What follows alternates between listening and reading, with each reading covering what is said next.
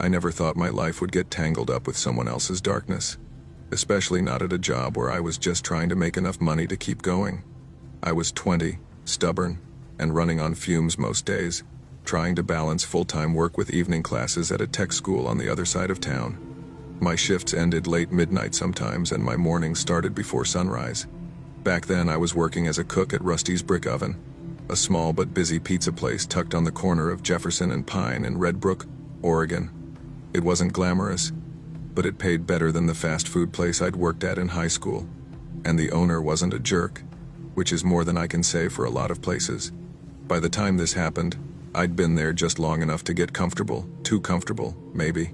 Comfortable enough to know the rhythm of the kitchen, the hum of the ovens, the sound of the ticket printer spitting out orders like a machine gun on Friday nights. Comfortable enough that the faces around me felt familiar, even the ones that shouldn't have. But the one person I never fully understood, even before everything went to hell, was a delivery driver named Colton Reeves. Colton was one of those guys you don't really pay attention to at first. He was average height, thin but wiry, the kind of guy who looked like he lived off cigarettes and Monster energy drinks. He had shaggy blonde hair always tucked behind his ears and a laugh that was way too loud for someone who otherwise barely talked. The dude could be funny and easygoing one minute, then dead quiet and blank-faced the next. I always thought of him as a walking contradiction, like someone who hadn't quite figured out what version of himself he wanted to be. We were friendly enough. Not best friends. Not bros. Just two co-workers who didn't mind hanging out after a long shift. But that night, that night changed everything. It was late September. The weather still warm during the day, but cold enough at night that your breath fogged when you exhaled. We were deep into the Friday dinner rush, when suddenly everything just stopped.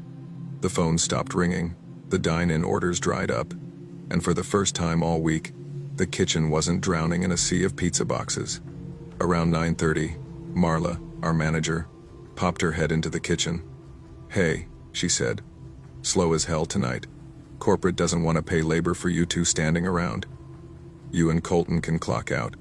Colton perked up like a dog hearing its leash jingle. "Hell yeah," he said, tossing his apron aside. "Free Friday night? Say less." I was exhausted, but I wasn't about to go home and just sit alone in my tiny studio staring at the cracked ceiling. So when Colton suggested we link back up in an hour and go downtown, I agreed. "Yeah," I told him. "Why not? I could use one night where I'm not elbow deep in pizza sauce." He grinned. "Bet. See you at 10. I went back to my place, took a quick shower, changed into jeans and a flannel, and walked the 3 blocks back to Rusty's. Colton was already there, leaning against his busted Honda Civic, tapping his foot like he had caffeine in his bloodstream instead of blood. "All right," he said. "Let's hit downtown before everything fills up." Red Brook wasn't big, but its downtown had life bars, restaurants, a couple of grimy little clubs tucked into alleys. College kids filled half the seats, locals filled the rest. We started the night with dinner at Molly's Tap and Table, this old-school place with squeaky wooden floors and burgers the size of your face. We ordered 2 beers each and a mountain of food, laughing about dumb work stuff. After that, we drifted from place to place, the Rusty Barrel, Blue Lantern, the Cinder Room, just bar hopping, chatting with random people, nothing crazy. But everything shifted when we walked past a little alley off McKinley Street. It was dimly lit. Just a single flickering bulb hanging above a door with peeling black paint. A neon sign above it said, "The Hollow Room." I'd never been inside, but every time I passed it, I swore I could hear the bass thumping through the brick. Colton nudged me. "Bro, look at all the girls heading in." I shrugged. "I'm not much of a dancing guy." He smirked. "Yeah, but they don't gotta dance with you. They just gotta be there." Before we went inside, though, he froze. "Yo, hold up." He pointed toward the mouth of the alley. 3 girls, maybe college age, wearing short dresses and heels, were standing awkwardly near a tall, scruffy man with tangled hair and a torn coat. Even from where we stood, the guy looked rough. And not just homeless rough. There was something vacant in his expression. A hollow look in his eyes, like he wasn't fully present. The girls looked nervous. "I don't like that," Colton muttered. He started walking toward them fast, and I followed. When we got close, the tallest girl forced a smile. Hey, sorry, we're fine. He was just... Was he bothering you? Colton asked sharply. The guy mumbled something low and incoherent. His voice sounded scratchy, like someone who hadn't had water in days. Colton stepped closer, sticking his finger practically into the man's face. Back off, dude. Leave them alone. Go find somewhere else to stand. Not here. Colton, I started, but he didn't hear me. The man flinched, pulling his coat tighter around himself. I'm not doing anything, he whispered. Yeah? Well, you look like you're about to. Colton snapped. The girls exchanged glances, uncomfortable. The man backed away slowly, disappearing into the shadows at the far end of the alley. The tallest girl sighed. Thanks, seriously. That guy kept trying to start a conversation. Colton straightened, instantly switching on his charm. No problem. Y'all headed inside? Yeah, one of them said. You guys coming? Colton grinned. Absolutely. And just like that, we went in with them. The music hit like a wall, heavy bass, flashing lights, a packed floor. We found a table off to the side while Colton went to grab drinks. The girls introduced themselves, Aubrey, Jess, and Nina. They were friendly, tipsy, and talkative, especially after Colton returned with a pitcher of beer. For a while, everything was good, easy, fun. I ended up talking to Aubrey about school, majors, future plans.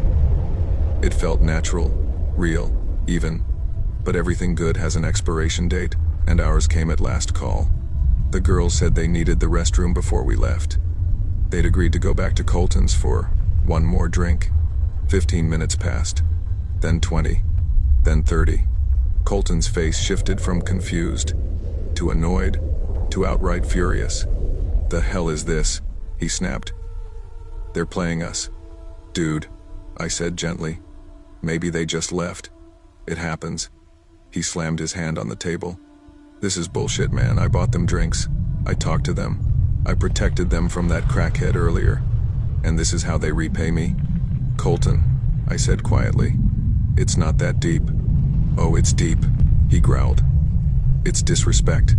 I'd never seen him like that, jaw clenched so tight I thought his teeth would crack.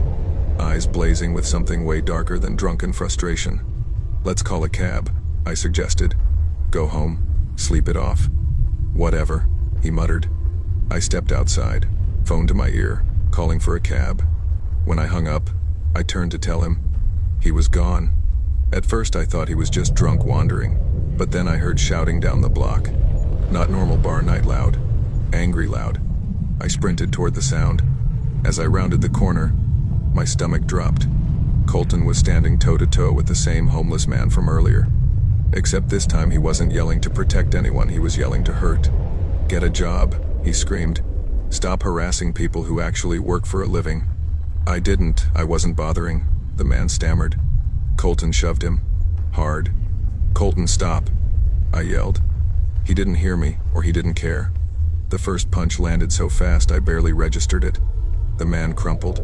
Then Colton kicked him, and kicked him again, and again. The sound was sickening, flesh and bone and shoe colliding with brutal force. I grabbed Colton's arm. Dude, stop. You're gonna kill him. He threw me off like I weighed nothing. I stumbled to the pavement. The homeless man was curled in a tight ball, hands over his head, whispering, please, please don't. Colton didn't stop. Something inside me cracked. Fear. Shame. Panic. I got up and I ran. I ran like the world was on fire behind me. I turned the corner, lungs burning, and the cab I'd called was waiting. I jumped in. Go. Go now. The driver looked startled but obeyed. I cried silently the whole ride home. I locked myself inside my apartment the entire weekend, terrified the police would show up at any second. I didn't turn on the TV, didn't look at my phone, didn't answer texts. My mind played the same loop over and over, the man's terror, Colton's rage, my own cowardice. By Monday, my stomach was twisted in knots. I didn't want to see him. I didn't want to work with him. I didn't want anything to do with him ever again. But I needed the paycheck. That night, we were the closers. Just the two of us in the dim, greasy kitchen, wiping down counters. Finally, I forced the words out. "Colton, about Friday." He looked up from the prep table. "What about it?" "The guy," I said. "The one in the alley. You beat the shit out of him." A blank look crossed his face. "What guy?" I stared at him. "Don't play dumb with me." "I'm not," he said, brows furrowing. "Dude, I remember the bars, the girls, the club. After that, I don't remember anything. I blacked out." "No way," I said. "You were pissed, but you weren't blacked out." He shrugged. "Well, I don't remember. So, whatever happened, it's not on me. Not on him." Just like that. Like someone hit delete on the worst thing he ever did. I didn't bring it up again. I didn't want to see what was behind his eyes if I pushed. We kept working together for a few more weeks, me pretending everything was normal, and him acting like nothing had happened. He invited me out with him and Jacob once. I declined. He never asked again. By December, I'd transferred schools and moved across the state. I never heard from him again. Never saw him. Never learned what happened to the man he assaulted. Part of me wants to know. A bigger part of me is terrified to find out. And the guilt of running away that night, not calling the police, not stepping in, not doing something, still claws at me years later. Some nights, when I'm trying to sleep, I still see that man curled up, whispering, "Please," while someone I thought I knew turned into a monster. And sometimes I wonder if the real monster was me because I ran. Because I left someone alone in their worst moment. Because silence makes you just as guilty.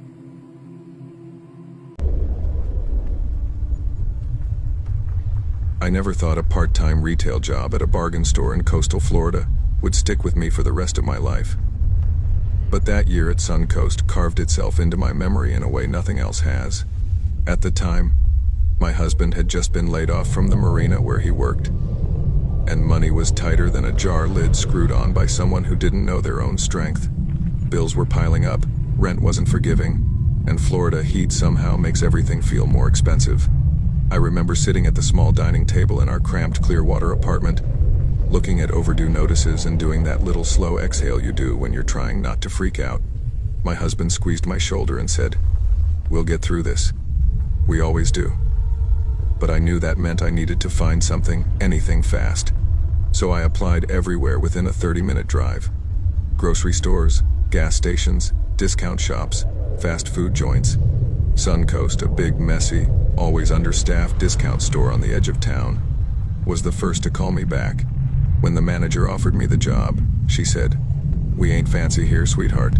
Just don't quit after 2 weeks and you'll already be better than most." She wasn't wrong. Suncoast looked like the kind of place that had been built in the early 2000s and then immediately forgotten. The parking lot lines were faded, the shopping carts all had one busted wheel, and half the automatic doors didn't open unless you sweet-talked them. Inside, the air smelled like a mix of rubber sandals, lemon cleaner, and whatever cheap plastic they use for kids' toys. The fluorescent lights buzzed like they needed therapy. Most employees were barely 18, glued to their phones, or already plotting their escape. Turnover was so high that sometimes you'd train someone and they wouldn't even show up the next day. I ended up staying over a year, partly because I desperately needed the money, and partly because I felt bad leaving our manager, Linda, who genuinely treated me well. But the real reason Suncoast became memorable, traumatically memorable, was because of two longtime employees. The two everyone knew. The two who came with the building itself. The two who were nothing alike but somehow acted like they were fused at the hip. I'll call them Harvey and Tucker. Tall, lanky, greasy hair, always pulled back into a ponytail that looked damp even on dry days. Cocky as hell. Wore the same faded camo pants almost every shift. Thought he was smarter than everyone in Florida combined. And he loved arguing about anything. Politics, movies, how to properly season chicken, who invented what. He could turn hello into a debate. Tucker, short, round-bodied, wore oversized hoodies even in July humidity. Had a speech pattern that made him sound way younger than he was. Not childish, exactly, but soft, slow, like he was thinking really hard about each word. Socially awkward, warm-hearted, unintentionally funny. And yeah, both of them smelled like Febreze refused to do business with them. But Tucker was gentle, sweet, even. Gave off the vibe of someone who meant no harm to anyone. Harvey didn't give off good vibes at all. Still, they were best friends. A matched set. A weird duo who'd worked there since the Suncoast opened. The kind of guys you don't expect to see anywhere else, because they didn't seem to exist outside the store. And then everything changed. It was 3 months into my job when things really started spiraling. Florida heat had turned the back receiving area into a sauna, and the AC wasn't doing a damn thing. I was helping unload merchandise when I overheard Harvey and Tucker bickering about something like usual. Except, it wasn't the playful arguing Tucker tolerated. It had a sharper edge. Harvey snapped, "Bro, you literally don't know what you're talking about. Just shut up already." Tucker frowned, his cheeks pink. I'm not trying to bother you, man. Just talking." "Yeah, well, don't." I paused, glancing over. Tucker looked genuinely hurt, his hoodie sleeves wrapped nervously in his hands. I walked by with a box and said lightly, "You two good?" Harvey gave that smirk he always had when he wanted to feel superior. "We're fine." Just explaining reality to him, since no one else will. Tucker didn't meet my eyes. He muttered, "It's okay. He's just having a mood." I wanted to say something, but at Suncoast, drama was as common as crooked hangers. One afternoon, a Latina customer was browsing dresses when Harvey made a joke under his breath, a joke that wasn't a joke at all. A racist comment. Quiet, but not quiet enough. The woman snapped her head around. "Excuse me, what did you just say?" Harvey pretended innocence. "I didn't say anything to you, ma'am. I was close enough to hear everything." My blood boiled, but she stormed off before I had the chance to step in. I told Linda later, and she sighed so hard her shoulders slumped. "Girl, that man has been a walking HR problem for years. Corporate won't fire him unless he does something physically violent." Their words, not mine. I remember thinking, then it's only a matter of time. Tucker, sweet as he was, had a quirk. He loved long hair. Not creepy intent hair obsession. More like he was mesmerized by textures. But that could still lead to problems. One day, a young woman with long black braids leaned over a rack, and Tucker, lost in his own little world, lightly touched one braid like he was feeling fabric. "Whoa, hey!" She jerked back. His eyes widened. "Oh, sorry.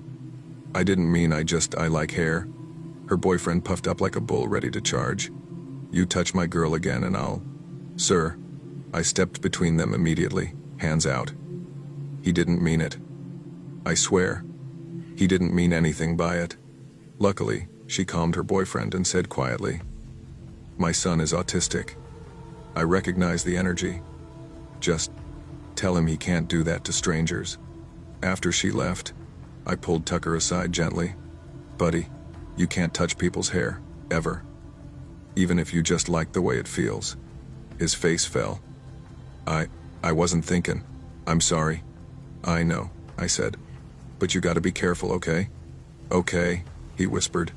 After that, management moved him to the back of the store, where he didn't have to interact with customers. He was content with it, honestly.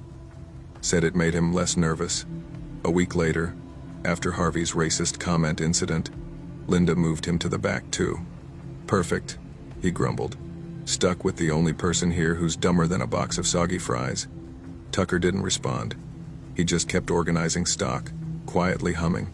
It was a Tuesday, humid as hell. The kind of day where sweat rolls down your back even if you're standing still. I was in the back with them, organizing a shipment of kitchenware. The radio was playing low, some classic rock station that always sounded like the same 4 songs on repeat. We ended up talking about a news story involving a stalking case. It was all over Florida news that week. When I mentioned the victim, Harvey immediately made it about race. Again. I snapped. "Seriously? Can you stop with that crap? It's disgusting." He grinned with that smug expression he wore like a badge. "You're too sensitive. People like you are why this country's going soft." "People like me?" I said sharply. "Try people like you making workplaces toxic." He leaned forward. "Maybe if you weren't such a loudmouth." Before I could respond, Tucker suddenly stepped between us. "Don't talk to her like that, dude," he said firmly. I blinked. It was rare for him to interrupt arguments. Harvey barked a laugh. "Aw, look at that. The little blob speaks." "I'm not a blob," Tucker muttered. "Then what are you, huh? 'Cause you sure ain't useful." "Stop it," I snapped. "You're being a jerk." Harvey sneered at both of us. "Shut your mouth, you." He said something cruel, something he shouldn't have, a personal insult that made my jaw drop. And when Tucker heard it, his whole face changed, eyes wide, shocked, wounded. He whispered, "That's not right. That's not how friends talk." Harvey rolled his eyes. "Oh, shut up, you moron. No one asked you." When Tucker attempted a comeback, something uncharacteristically witty, Harvey's face twisted with rage. Then he charged at me. "Tucker," I yelled. But Tucker moved faster than I'd ever seen him. He wedged himself between us, arms out. "Back off," Tucker shouted, voice shaking but loud. Harvey didn't stop. He shoved Tucker so hard the poor guy flew backward, hitting the concrete floor. "Tucker," I cried. But Tucker scrambled up, shaken, and stood between us again. And that's when Harvey snapped completely. He grabbed his best friend, his only friend, and started pummeling him. Punch after punch, fists slamming down, Tucker curling into a ball, whimpering, not fighting back, just enduring. "Stop," I screamed. "Harvey, stop." 2 stockroom workers rushed in and dragged Harvey off, slamming him into a clothing rack so hard it rattled. His chest heaved, his eyes suddenly wide with the realization of what he'd done. But instead of apologizing, he smirked like a demon wearing a human costume. He stood up slowly, wiped dust off his shirt, glanced at the crying boy on the floor, and spat in his direction. Then he walked out the back door. Just like that. I ran to Tucker, kneeling beside him. His nose was bleeding, his cheek scratched, tears running down his face. He kept whispering. Why'd he do that? I thought he was my friend. Friends don't do that. Friends don't talk like that. Why'd he hurt me? Each question cracked my heart a little more.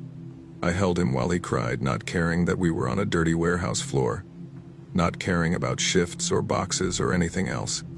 After 10 minutes, Tucker sniffed loudly and whispered, "Please don't call the police. I don't want him in trouble. I'm okay. I'm okay." He wasn't okay, not even close, but we honored his request. Harvey never came back. Linda mailed him his last paycheck. The new hire who replaced him lasted 3 weeks before quitting. Life at Suncoast returned to its usual controlled chaos, but the atmosphere had changed. We were gentler, somehow, softer with one another, because we'd seen what cruelty looked like up close. Tucker stayed sweet, still shy, still kind, still humming while sorting stock. But sometimes I'd catch him staring at the back door, as if expecting Harvey to return. His eyes always got sad when he realized he wouldn't. 6 months later, my husband got called back to work, and I left Suncoast too. But every now and then, when life feels too sharp or people feel too hateful, I think of Tucker and his simple way of seeing the world. And I wish more people were wired like him, gentle by nature, forgiving without reason, kind without condition. Maybe if the world had more Tuckers and fewer Harveys, we'd all breathe a little easier.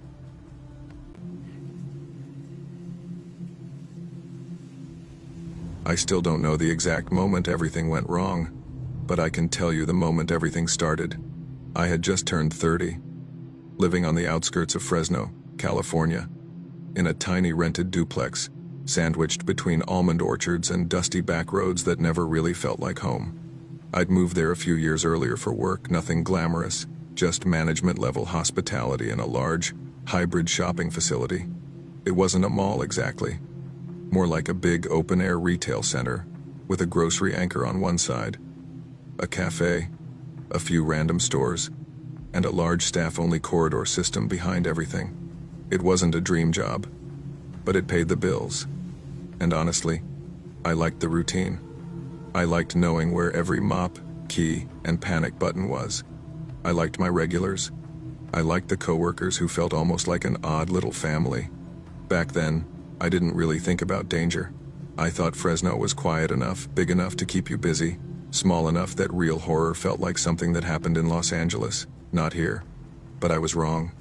Everything changed the day management assigned me to train a new hire. His name was Dorian. I remember the exact moment I first saw him standing near the employee entrance, slouched against the wall like he was waiting for someone to give him permission to breathe. He wasn't tall, but he had this stocky, tight-shouldered frame like he was always bracing for impact.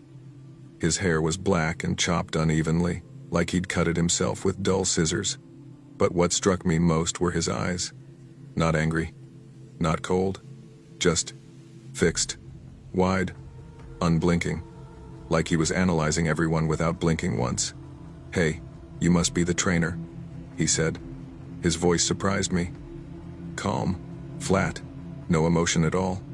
"Yeah," I told him. "Name's Rowan. I'll show you around." He nodded once, too slow, like he had to think about the motion before he made it. At first, I wanted to give him the benefit of the doubt. Everyone's awkward on their first day. Everyone's nervous. Everyone overthinks how they act. So I tried to be patient, polite, friendly, everything a trainer should be. But by the first hour, the red flags were practically neon. He walked too close, stood too close, stared way too long. When I introduced him to other staff, he didn't shake hands.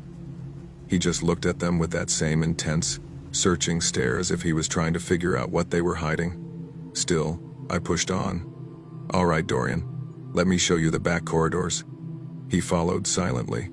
No small talk, no questions, not even the typical, "How long you been here?" or "What do you like about the job?" Just silence. Heavy, uncomfortable silence. When we reached the storage hallway, he finally asked something. "Do you believe people can be evil?" he said suddenly. I blinked. That's a question for a philosophy class, dude." He didn't laugh, didn't smile. "It matters," he said. "Evil hides in plain sight, wearing friendly faces." I brushed it off. New hires say weird things sometimes. People get nervous, overthink, overshare. But something in his tone made my stomach tighten. And that was the beginning. "Before I get deeper into the nightmare, you need to know something about me. Something that will make this make sense. All my life, I've been the type who avoids confrontation. I'm friendly, easygoing, and honestly, I never really believed anyone could hate me without knowing me. I always assumed if someone was rude or weird, they were just having a bad day. But California changed that. My job changed that. And Dorian shattered that belief so violently that even now, years later, I still check behind me when I walk to my car. Because once someone decides you are the enemy, and you never even know why, there's no real protection in small towns. There's no big city anonymity. People like him can memorize your routines, your expressions, your weaknesses, and that's exactly what he did.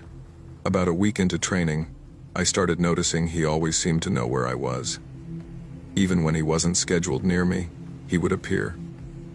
Quietly, without warning. "Oh, hey," I'd say, trying not to sound startled. He'd just nod.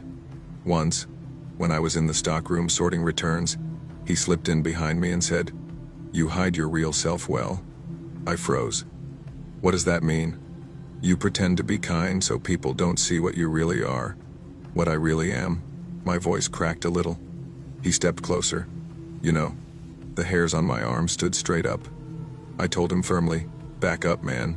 You're making me uncomfortable." He did, but too slowly, like he was doing it for show.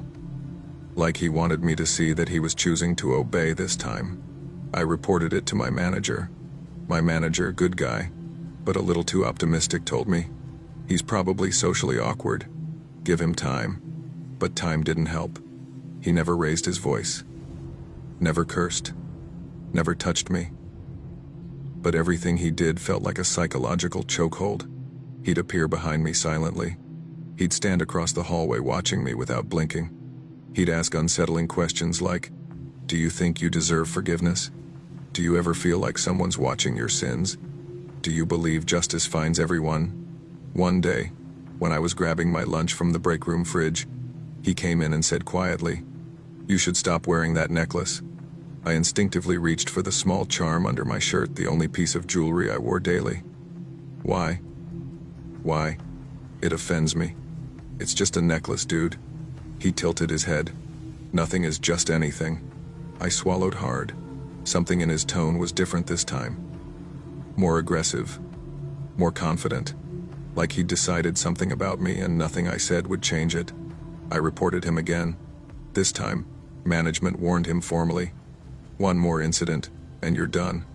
He stared at me the whole meeting, not saying a word. His expression didn't change, but his eyes locked on me like he was memorizing every part of my face, like he was imagining something. One Friday, when we were closing, I was assigned the final walkthrough.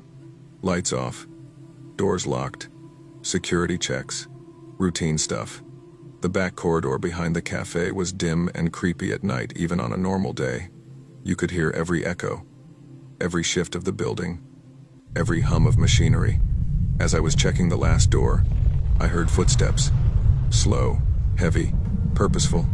My heart thudded. I turned, expecting security, but it was Dorian. He was standing at the far end of the corridor, illuminated by a flickering motion light. His head was slightly tilted, his shoulders tight, his hands clenched. "Dorian," I said carefully. "Staff aren't supposed to be back here after closing." He didn't move. I forced a friendly tone. "Hey, everything okay?" He finally spoke. "You think you can hide what you are in the dark?" he said. My stomach dropped. "Dorian, you need to leave the building." He took a slow step forward. "No," he said. "You need to answer the question." "What question?" "Why you pretend to be good." I stepped back instinctively. "Stop coming near me," I warned. "I'm serious." He smiled for the first time. It wasn't comforting. It wasn't friendly. It was knowing. Like he'd been waiting for me to show fear. Security arrived seconds later, thank God, and he backed up instantly, face blank again, like he'd flipped a switch. When asked what he was doing, he simply said, "Just talking." I could tell the officer didn't know what to make of him, but I knew something was coming. He didn't show up to work for 3 days. I felt relieved, calm for the first time in weeks. The whole staff did. People were laughing again, moving freely, not checking behind them every few seconds. Then on the 4th day, he came in. Not for work, for me. I had just stepped out the back employee exit to toss trash into the dumpster when I heard it. Rowan. His voice. It shot ice through my veins. I turned slowly. He was standing near the edge of the loading dock, his clothes wrinkled, his face pale, and his eyes even wider than before. Wild. Feverish. He took a step toward me. "I came to tell you something." I tried to stay calm. "Dorian, you can't be back here." He didn't stop walking. "You pretend to be innocent," he said, "but I see it." "See what?" His lips curled into a twisted half-smile. "Your guilt. There was no one else outside. No one to hear us. No security in sight. Just the two of us in the California heat and silence." My pulse hammered in my ears. "Back up," I commanded. "Right now." He took another step. "You think the light hides you, but it doesn't. I know what you really are." That was when I saw it. Something shiny in his right sleeve. Metal. He stepped closer, sleeve shifting, and I caught the outline of something long, slim, sharp. Adrenaline exploded through my body. I didn't wait. I lunged backward through the employee door and slammed it shut so hard the frame rattled. I twisted the lock just as the handle jerked violently from the other side. He was trying to open it. I ran. I sprinted down the corridor, yelling for help, my chest burning, palms sweating, legs shaking so badly I nearly tripped. Security found him outside, pacing by the dumpsters, muttering to himself. When they approached, he ran toward the road. The police got involved. They detained him, and what they found on him chilled me to my bones. He had a long, sharpened screwdriver tucked into his sleeve. Not a tool, not something for work, a weapon. He refused to explain why he had it, or why he came back, or what he meant when he told me. "I know what you are." But I knew, somewhere in his mind, twisted and broken, He had built a narrative where I was the villain, where I was a target, where hurting me was his mission. He didn't get the chance, but knowing he tried, that was enough. Enough to break something in me permanently. He was taken for psychiatric evaluation and barred from returning to the property. I never saw him again, but sometimes, when I'm walking to my car at night, I still feel that prickling sensation in my spine, that instinctive, primal awareness that someone is watching. And every time a shadow moves wrong or footsteps echo behind me, I hear his voice in my head. You pretend to be good, but I know what you really are. Because once someone decides you're their enemy, someone unstable, unpredictable, and obsessed, there's no real closure. You just learn to live with the fear, and that is its own kind of horror.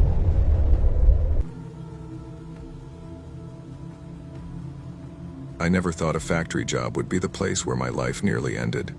I was 20 back then, just trying to get by.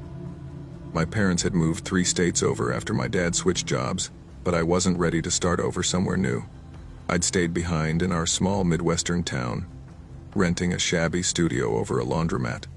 I worked at Hawthorne Industrial Plastics, a loud, chemical-smelling factory on the edge of town that everybody hated but nobody quit because rent wasn't getting cheaper and jobs weren't getting easier. I had been there almost 9 months, long enough to understand which machines hated me, which supervisors were jerks, and which coworkers I could trust to share their lunch if I forgot mine again. And life was pretty much the same every day, until he started talking to me. His name was Reed Halston, not a name you forget, even before you learn what he really is. Reed worked in assembly, same as me. Tall, skinny, messy brown hair that always looked wet even when it wasn't. Always wore this ratty denim jacket even though it reeked of cigarettes and stale beer.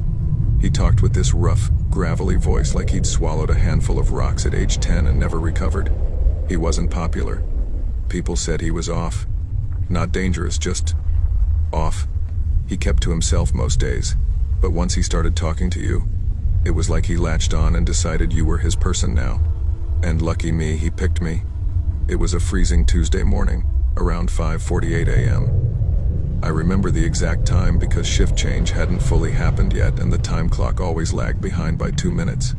I was standing there half asleep, clutching my coffee like it was holy water, when Reed walked up behind me and said, "You ever think about how easy it is to vanish someone in this place?" Damn near spilled my coffee. I turned around slowly. Jesus, Reed, you can't open a conversation like that. He grinned. Nah, seriously, all these machines run hot, chemicals everywhere, nobody keeps track of anything. I gave a nervous laugh. Okay, bro, too early for that murder talk. Chill. He didn't laugh. He just stared at me with these weirdly bright eyes, like he was analyzing my bones under my skin. Then he said, "The world's loudest places hide the quietest crimes." I remember thinking, all right, he's just trying to be edgy. It's fine. People here say weird shit all the time. But that morning was the first time he really looked at me like I was a character in some story he was writing in his head. Over the next weeks, Reed started talking to me more. Not small talk, real talk. Stuff like, "Hey, you ever feel like people don't actually look at you, like your background noise?" Or, "You ever wonder if killers feel guilty, or if the world just made them that way?" Or, "If you had to hide a body hypothetically, would you go with chemicals or heat?" Dark questions. Weird questions. Questions that should have been red flags. But I was 20, tired, and stupid. Most days I'd just say, "Man, I don't know. I just work here," and go back to loading plastic sheets into the press. The thing is, Reed wasn't always creepy. Sometimes he was almost normal. He'd bring books to work and talk about true crime, old pulp horror novels, how he wanted to write something that would shake people. He'd laugh at stupid memes on my phone. He'd offer me beef jerky he'd bought from the gas station across the street. He even helped me change a flat tire once after work.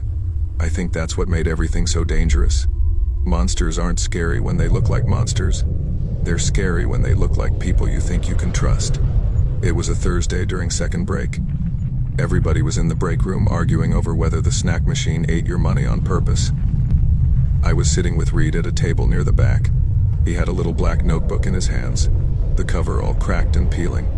"Wanna see something?" he said. "Sure." I shrugged. He opened the notebook like it was a diary and turned it toward me. My stomach dropped. There were names, dozens, in messy handwriting. Some I recognized: co-workers, supervisors, even our plant manager. But most were strangers. What is this?" I asked. "My project," he said with a smile. "I'm outlining characters." "For a story?" I asked hopefully. Reed nodded. "Something like that." Then he tapped the page. Next to one name, my name, there was a tiny red star drawn beside it. My chest tightened. "Why is my name here?" I asked, trying to keep my voice casual. Reed shrugged. "You're interesting. You're observant. You'd make a great main character." I forced a laugh. "Dude, you're creeping me out. You can't just put co-workers in a murder list notebook." He smirked. "Who said it's a murder list?" I pointed at the column labeled Final Disposals. He closed the notebook slowly. "People disappear every day. Some on purpose, some not. Writers gotta understand how that works." I didn't know what to say. Then he leaned in and whispered, "This place will be part of the story too. Maybe the ending. Or maybe the beginning." The brake bell rang. Everyone got up. Reed put the notebook in his jacket pocket and walked out like nothing happened. I couldn't shake it off. 3 days later, Reed was different. He was happy. I mean, actually cheerful. Smiling, humming stupid commercial jingles under his breath. People joked he'd finally gotten laid, but I knew better. Something was wrong. During lunchtime, he walked up to me and said, "You free after work? I want to show you something sick." "Nah, man," I said. "I gotta get home. Laundry day." "Come on," he insisted. "It's important. You'll love it. You're the only one who'll get it." That made my skin crawl. "What do you mean?" I asked. He gave me this eerie smile. "I finished something I've been working on." "What? Like your book?" "Yeah," he said. "Let's call it that." Against every instinct in my body, I agreed. Why? Because I didn't want to piss him off. Because I didn't want him thinking I was afraid. Because I didn't want to become another name in that notebook. Reed lived in a shitty, run-down place on the edge of town. Peeling paint, trash cans overflowing, yard full of old car parts. The porch light flickered like a dying firefly. When he opened the door, the smell hit me first like chemicals mixed with burnt rubber. My eyes watered instantly.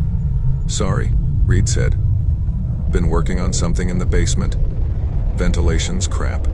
My heart thudded. I should have left. I should have run. But he stepped aside and motioned with his hand. "After you." I walked inside. The air was thick, humid, heavy. He shut the door behind me and locked it. "Dude, why did you just lock that?" He shrugged. "Habit." Then he motioned again. "Basement. Come on, you'll want to see this." We went down the creaky wooden stairs. The deeper we went, the hotter it got. The smell was worse, like sulfur and something rotten. At the bottom of the stairs was a huge metal drum like the kind you see in industrial waste disposal. It was steaming. Thick white smoke drifted up from it and filled the basement like fog. "What is that?" I whispered. Reed grabbed a pair of rubber gloves. A breakthrough. He grabbed metal tongs, reached into the smoke, and pulled something out. A bone. A human bone. The world tilted. "Reed, what the hell?" He held it up like a trophy. "A femur. Takes about 9 hours to break down. Flesh goes fast. Bone takes longer." My voice cracked. Whose bone is that?" He smiled. "You ever read a book where the author explains every detail? That's what I'm doing. Research." "Research for what?" He set the bone on a tray. "A story. A masterpiece. Something nobody's ever written." Then he looked at me. Long, unblinking. "You want to know how it feels?" he asked softly. My breath stopped. "How what feels?" "Dissolving." He touched the rim of the steaming barrel. "I've always wondered how long the nerves survive, how long you stay conscious. If it hurts worse than fire. Want to help me answer that?" "What the hell, no," I shouted. "Are you insane?" Reed chuckled. "Most people say that." Then he moved toward me. Slow at first, then fast. "Come here," he growled. "Just for a second. I need to know." He lunged. I shoved him. "Back off." We fought hard. He was wiry but strong, fueled by pure obsession. He grabbed my shirt, trying to drag me toward the barrel. His fingers dug into my neck. "You'll make the perfect ending," he screamed. My vision blurred.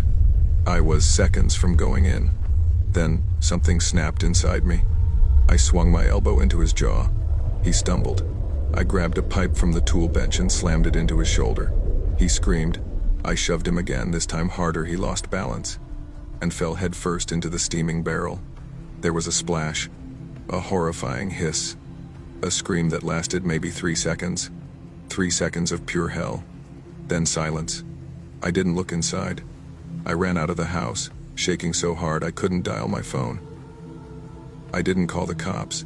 I went home, locked my door, and sat on my bedroom floor for hours, shaking uncontrollably. 3 days later, guilt tore me apart. I kept imagining police knocking on my door, or worse, imagining Reed somehow alive and coming for me.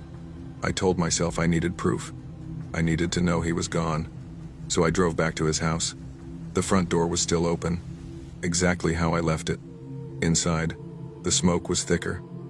The basement smelled like death and chemicals and something impossible to describe.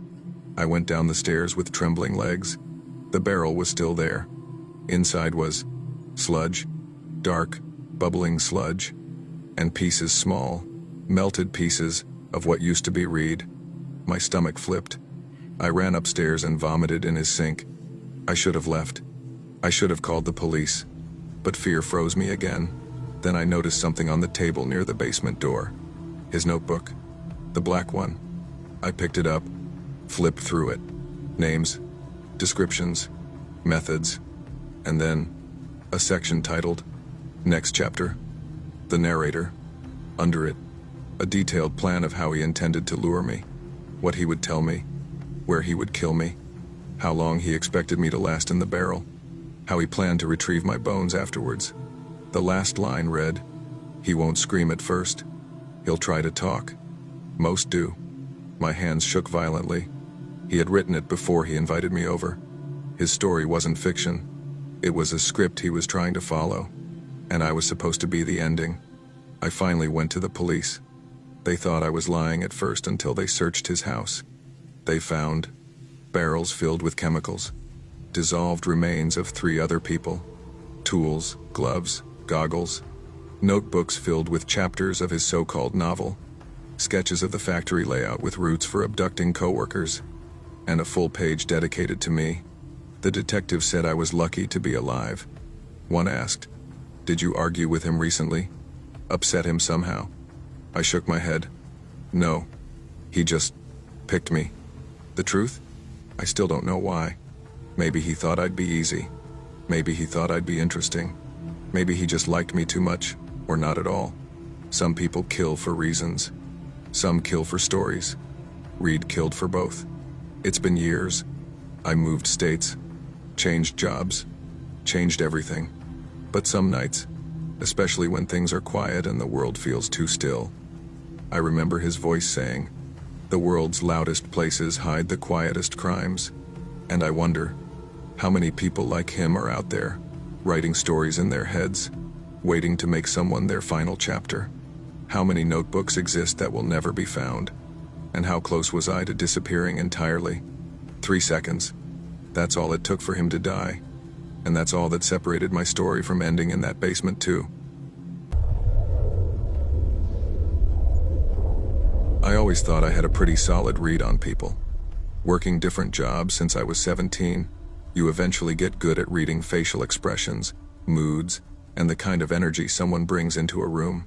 You learn quickly who's safe to talk to, who's full of crap, who's dangerous when they're pissed off, and who's just having a rough day.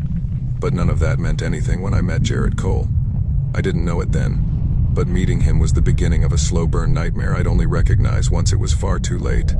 When I was 26, I'd been floating between jobs after the cafe I worked at closed. Money was tight, my relationship was rocky, and I had just moved to a cheaper apartment on the outskirts of Mapleton Hill, Colorado. My cousin told me her workplace, Greenland Fixtures, needed help on the production floor. It was a small manufacturing facility that produced metal frames for commercial shelves. Nothing glamorous, but steady. I took the job mainly because rent was due and I was tired of hustling gigs. It wasn't the kind of work you grow up dreaming about, but it paid better than any cafe job I'd had. On my first day, I met my supervisor, Harlan, an older man with a gruff voice and that "been here too long to care" attitude. He shook my hand, looked me up and down and said, "Long as you don't cause drama or call out every damn week, you'll be fine here." Fair enough. The first couple of months went smoothly. The work was repetitive: drill holes, attach brackets, move frames down the line, but predictable. The people were decent enough. Some kept to themselves, some cracked jokes, some complained all day. Typical factory crowd. I wasn't close to anyone there besides my cousin, but that changed when Jared arrived. I remember the exact moment he walked in. It was late September, the kind of cool morning where the air feels clean enough to cut. I was tightening screws at my station when Harlan came down the line with a skinny guy in a faded army green jacket. He had sandy brown hair, tired eyes, and a kind of gentle, quiet presence. Not shy, just soft, like someone who'd learned to make themselves small. "This is Jared," Harlan said. "You're training him." "Sure thing," I replied, offering my hand. "Welcome to the party." He smiled politely, shook my hand, and said, "Thanks." His voice was soft, almost apologetic. Later that day, during break, we sat together at the picnic table outside. I remember thinking how normal and easy he was to talk to. No weird jokes, no bragging, no macho crap, just simple conversation. He told me he'd moved from Kansas, that he'd done contract labor for years but needed something stable. He mentioned his girlfriend, Lindsay, and how they were trying to start over after some rough patches back home. "Fresh start, huh?" I said. "Yeah," he replied quietly. "Something like that." I didn't pry. At first, I liked the guy. He listened more than he talked, worked hard, asked questions without acting like he knew everything. Slowly, over the next few weeks, we became close, carpooling together, grabbing late-night food, playing pool some evenings. He never drank much, never raised his voice, never badmouthed anyone. He seemed gentle, too gentle. Looking back now, I realize he was gentle the way someone can be gentle right before they snap. It was a Friday afternoon when I first noticed something off. We were finishing a shift and walking to my car when his phone started blowing up, call after call, buzzing nonstop. He glanced at the screen, sighed heavily, and silenced it. "You good?" I asked. "Yeah," he said quickly. "Just Lindsay. She gets anxious." The word anxious didn't match his expression. His jaw was clenched like he was trying not to grind his teeth. But he brushed it off, and I didn't press. I wish I had. 2 months into knowing him, Jared invited me and my girlfriend at the time, Sierra, over for dinner. They lived in a small rental duplex on a quiet street. The inside was neat, cozy even. Lindsay seemed sweet, a little nervous, but friendly. We ate pasta, laughed, watched a movie. Everything seemed normal. But as Sierra and I were leaving, I noticed something odd. When Lindsay hugged me goodbye, her sleeve slid up slightly. There were faint bruises on her wrist, oval-shaped, like fingerprints. Her eyes darted toward Jared so quickly I almost missed it. "In the car," Sierra whispered. "Did you see that?" "Yeah," I said. "Maybe she bumped into something." "No, those were grip marks," she said firmly. "Don't make excuses for him." I didn't know what to think. Jared never acted aggressive. He never raised his voice. He didn't even swear much. But the bruises had been real. Over the next few weeks, I tried to pay attention. Sometimes Lindsay would show up at the factory to drop off Jared's lunch. Every time, she'd walk cautiously, her eyes down, shoulders tight. If Jared spoke to her, she'd nod too fast, smile too big. One day I pulled him aside. "Hey man, everything cool at home?" He looked confused. "Yeah, why?" "You just seem stressed." "Oh." His face softened. "It's not her, it's me. I'm just dealing with a lot." "What kind of a lot?" He hesitated, then said, Stuff from before. His eyes were tired, haunted even, but his tone wasn't defensive. Just broken. I backed off. I didn't want to push him. I didn't want to assume. But the truth was sitting right there. Whispering. He's hurting her. I just didn't want to hear it. The day everything cracked open. It happened mid-November, the week before Thanksgiving. Jared didn't show up for work. No call, no text. I assumed he was sick. Until lunch break.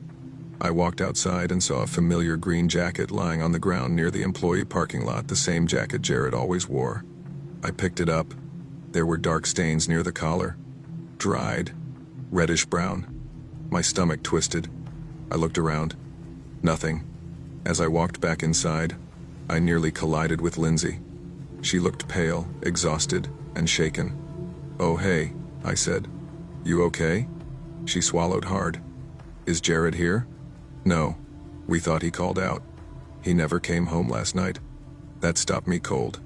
"What do you mean?" She looked around nervously. "Can we talk somewhere?" We stepped behind the building, near the scrap metal bins. Her hands trembled as she spoke. He got upset. Not at me, at something else. He left the house around midnight and didn't come back. I've been calling hospitals, police, nothing. I hesitated. Upset about what? She looked down. I can't talk about it right now. There it was again. Fear. Shame. Secrets. I placed a hand on her shoulder. "Do you want me to help look for him?" No. She exhaled shakily. "If he comes to work, please tell him to call me." I nodded. She drove off, and I watched her go with a heavy feeling I couldn't shake. The return. Jared came back the next day. He looked wrecked, sunken eyes, messy hair, clothes wrinkled, hands shaking. "Hey," I said quietly. "You good?" He stared at me like he was looking through me. Then he whispered, "Things got out of hand." "What does that mean?" I needed space. "Your jacket was in the parking lot yesterday. What happened?" He swallowed hard. "Can we not do this here?" I nodded, but I wasn't letting it go completely. The truth starts to bleed out. A few days later, during our car ride home, Jared opened up. Sort of. "My old man," he whispered. "He used to beat the hell out of us. Me, my mom, my brothers." I glanced over. "You're not him." He didn't answer immediately. Then he said something I'll never forget. "You don't know what you're capable of when you're mad enough." My stomach tightened. "What happened with Lindsay?" He stared at the windshield. "We fought." "That's it?" I said things I shouldn't have. "Did you hurt her?" He didn't answer. And his silence was the answer. After that night, I stopped carpooling with him. I told Sierra everything, and she begged me to distance myself. "He's dangerous," she said. "You know that. I don't think he'd hurt me." "That's not the point." She was right. Work became awkward, tense. Jared acted like nothing happened, like everything was fine. He'd wave at me, ask how my weekend was, talk about football. But the darkness was there now, right under the surface, and I couldn't pretend anymore. I kept our conversations short, stopped hanging out, avoided any deeper talks. He noticed. "You're different lately," he said one morning. "I'm just busy." "You mad at me?" "No." "You sure?" "Yeah, man. Just tired." He didn't buy it. But he didn't push. Not yet. I'll never forget that night. Never. It was a Wednesday, around 9:30 p.m. Sierra and I were finishing dinner when someone banged on our door. Not knocked, banged. I opened it and froze. Lindsay. Crying. Breathing hard. Covered in bruises. "Please," she whispered. I didn't know where else to go. Sierra rushed to her.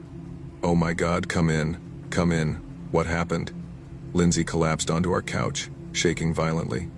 "He snapped," she whispered. "He kept saying I was lying to him, that I was cheating, that I was making him look stupid. He said he wasn't going to be made a fool of again." My heart sank. "Where is he now?" I don't know. He left, took the truck, said he needed air." Sierra whispered. "Call the cops." Lindsay shook her head violently. "No, you don't understand. If he finds out, if he knows I told someone." That's when my phone rang. Jared. I stared at the screen. Sierra grabbed my arm.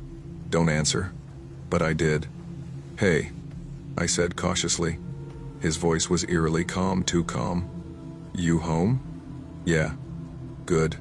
I'm coming over. We need to talk. My chest tightened. About what? About Lindsay. I slowly backed away from the couch. Listen, man. Maybe tonight's not. He cut me off. I'm 5 minutes out. The line went dead. Sierra whispered. We need to call the police. Lindsay grabbed her hand. Please don't, he'll lose it, he'll kill me. I didn't know what to do. I'd never been in a situation like that. My heart was hammering so hard I felt sick. We turned off all the lights and locked every door. 2 minutes later, we heard the truck. A loud engine. Creeping. Stopping in front of the house. Then, bang, bang, bang. He slammed on the door. Open up. I know she's in there. His voice was unrecognizable, raw, furious, shaking. Sierra grabbed her phone. I'm calling 911. No, please, Lindsay sobbed. But I'd made up my mind. The moment. Jared kept pounding, yelling, cursing, threatening. He sounded like a trapped animal. Open the goddamn door. She's my wife. You hear me? Mine. 911 answered. I whispered everything. They dispatched units immediately. And then, silence. The pounding stopped. The yelling stopped. No footsteps. No truck. Nothing. Just cold, terrifying silence. He left, Sierra whispered. I checked the peephole. He was standing perfectly still on the porch, staring at the door, breathing slowly, hands clenched at his sides. I stepped back. Sierra gasped. Lindsay hid her face. Then, red and blue lights flooded the street. Police cars screeched to a stop. Jared didn't run, didn't fight, didn't yell. He just whispered. She made me do all this. They cuffed him gently and led him away. That night shattered everything. Our friendship, my trust, his future, Lindsay's life. She stayed with us for 2 nights until her sister arrived from out of state. Jared was charged with domestic assault, unlawful restraint, and attempted forced entry. Later, more charges were added based on Lindsay's injuries and past incidents she finally felt safe enough to report. He took a plea. 6 years. Eligible for early parole. They say he's calmer now. A model inmate. Found religion. Talks about regret, healing, responsibility. I hope that's true. But I remember the man on my porch. The rage in his eyes. The quiet storm inside him. And I know some darkness doesn't disappear. It just waits. The last piece of this story. A few months ago, I got a letter. No return name. But the handwriting was unmistakable. It was from Jared. He didn't ask for forgiveness. Didn't blame me. Didn't threaten anything. He just wrote, I wish you had pushed harder when you knew something was wrong. Maybe things would be different. I read it 3 times. Folded it. Put it away. He wasn't wrong. But he wasn't right either. People choose their own roads. And sometimes those roads crash into everyone around them.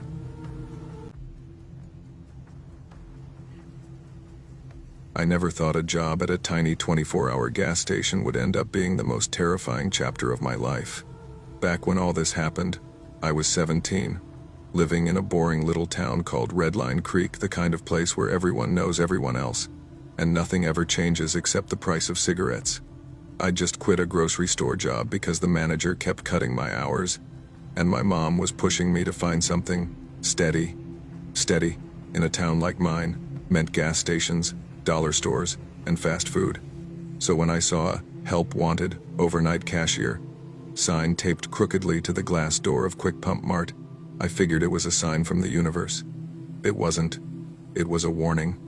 I'd been struggling those days mentally, financially, emotionally. My parents fought a lot. My older brother had moved states away.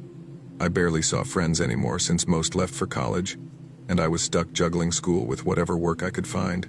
So the idea of a quiet night shift, just me and my thoughts, actually sounded comforting. I didn't know then that the nights wouldn't be quiet at all, not with him there. Meeting the manager. His name was Reed Holloway, 30 years old, single dad of 2. A strong jaw, buzzed haircut. That fake nice guy.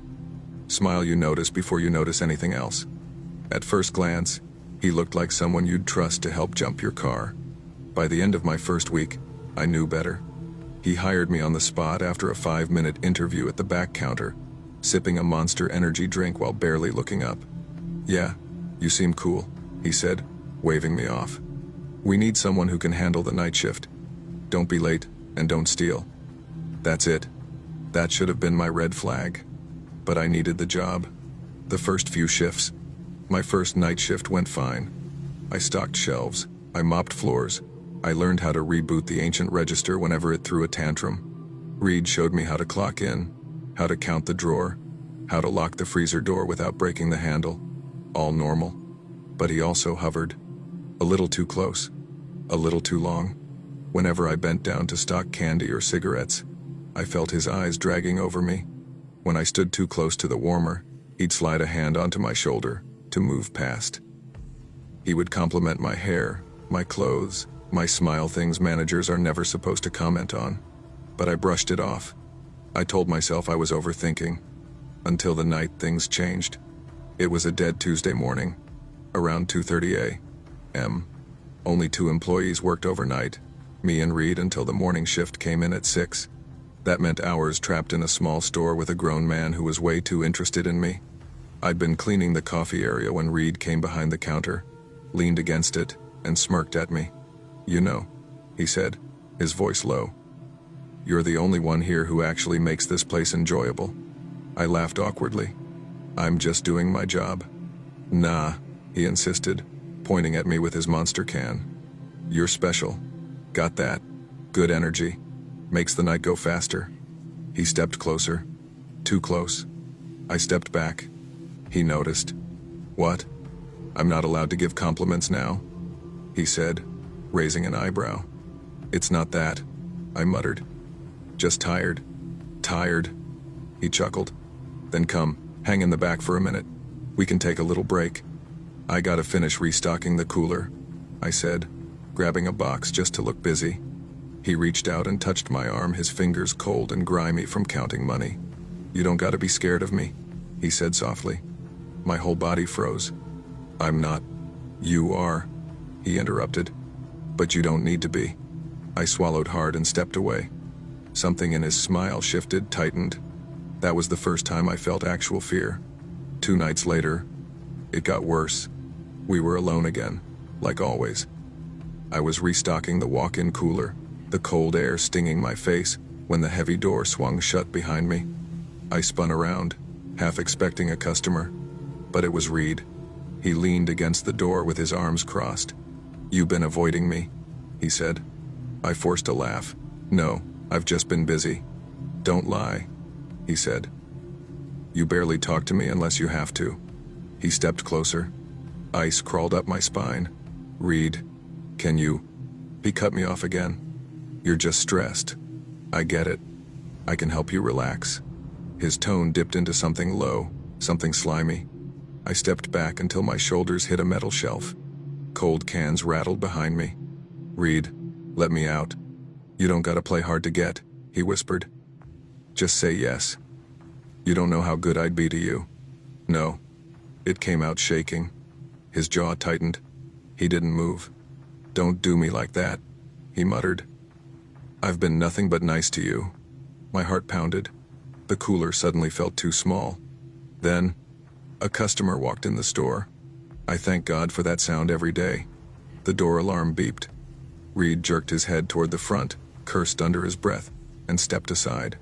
"Think about it," he said as he left. I shoved past him and practically ran into the normal air. The rest of my shift was silent, but the silence was worse. After that night, Reed changed. He stopped pretending to be harmless. He got bold. He'd corner me at the counter, touch my waist when he reached for something, brush my neck accidentally when he walked by. And every night he'd say something like, "You'd be mine if you stopped pretending." Or, "You don't want to piss me off." Or, No one would believe you anyway. I started texting my best friend nonstop during shifts. He's freaking me out. I don't want to be here with him. Please stay awake so I can talk to you. I didn't quit. I didn't tell anyone. I felt stupid, small, trapped. And that's exactly what he wanted. It was a Friday, around 3:15 a.m., the kind of night where the whole world feels asleep except the neon sign buzzing outside. I was sweeping behind the counter when Reed came out of the back office with a glassy look in his eyes. At first I thought he was drunk. Then the smell hit me bitter, sharp, weed, strong. He held a blunt in his hand and blew smoke toward the ceiling. "You want a hit?" he asked, slurring slightly. "Loosen you up?" "No," I said quickly. "I'm good." He smirked. "You scared?"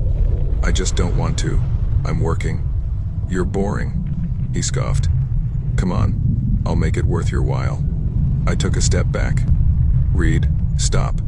He stared at me for a long moment, too long, then walked behind the store toward the dumpsters.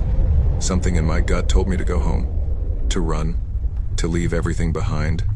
I didn't listen. That's when things took a turn I still have nightmares about. Reed came back inside after maybe 10 minutes, eyes wide and pupils blown. He slammed his hand on the counter. "Come outside with me," he said. "Now." "No."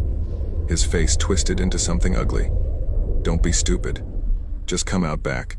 We can talk privately." Fear shot through me. I grabbed my phone and texted my friend. "I'm scared. He's high. He wants me outside."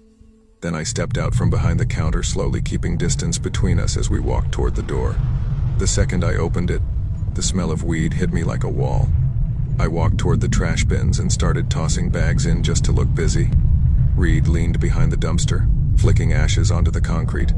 He looked at me, eyes glassy and unfocused.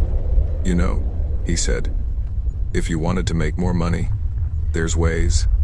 I froze. "What?" He grinned, slow, wolf-like. "I got cash. I got bud. All you gotta do is say yes." Every muscle in my body locked. "No," I whispered. His nostrils flared. "You think you're better than everyone else? You're not. You're just a scared little girl who needs a real man to teach her something." That was my sign. My moment.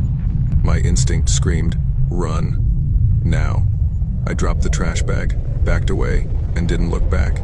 I walked fast toward the door, too scared to run, too terrified to stay. The second the door shut behind me, I grabbed my backpack and left the store without clocking out. I never went back. I wish I could say I told someone. I wish I could say I reported him. But I didn't.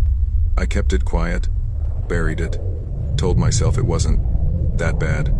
Until a month later when I got a text from a girl who used to work with us. "Did you hear? Reed got fired."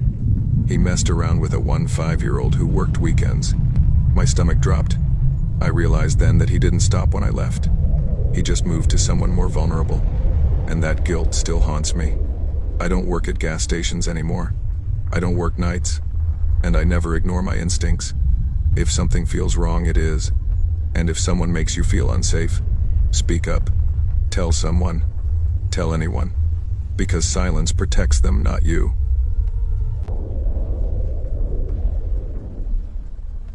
I never thought my first real job as an adult would end with me questioning everything I believed about doing the right thing. But that's exactly what happened the year I worked at Red Timber Grill, a mid-sized chain restaurant just outside Brookford, Colorado, a town small enough that folks still wave at you when they drive by, but big enough to hide a few monsters if you're not paying attention. Before I ever stepped foot into that restaurant, I'd already bounced around more jobs than I care to admit. Not because I was lazy, I just didn't have a clue what I wanted. My parents were cool about me not going to college, but they made it clear. You're working the second you graduate, no breaks. So 2 weeks after high school, I was wearing a McDonald's visor and praying the fryer wouldn't explode in my face. That lasted 8 months, long enough for me to learn 2 things. Hot oil has no mercy. People get weird when they think food makes them royalty. After that, I worked at a small family diner near my apartment. The pay wasn't much better, but they gave me health insurance. That insurance saved my ass when I broke my arm falling off my bike because I thought I could pop a wheelie like a 12-year-old. Eventually, after years of hopping places, I landed at Red Timber Grill, and at first, it felt like I finally won something. Better pay, structured shifts, and actual promotions instead of empty promises. But that place, God, that place taught me just how far some people will go to protect a predator, and how far a predator will go when no one stops him. I started on a Thursday afternoon. The restaurant was buzzing music loud enough to feel in my chest, clatter from the kitchen, people laughing too hard at the bar. My trainer, Nick, a cook covered in tattoos of snakes and old-school pinups, led me around. "Dude, you'll like it here," he said, pushing open the swinging door. "Shit gets wild sometimes, but the money's good." I asked, "Wild how?" He shrugged. "People hook up. People fight. People get drunk on their days off and show up anyway." We stepped into the bar area, and that's when I first saw Hale, the general manager. Tall, mid-40s, slicked back, dark hair, too white of a smile. His shirt was always one button too low, like he wanted everyone to know he shaved his chest. He was leaning over the host stand, talking to Lana, the 7-year-old hostess, and I mean leaning.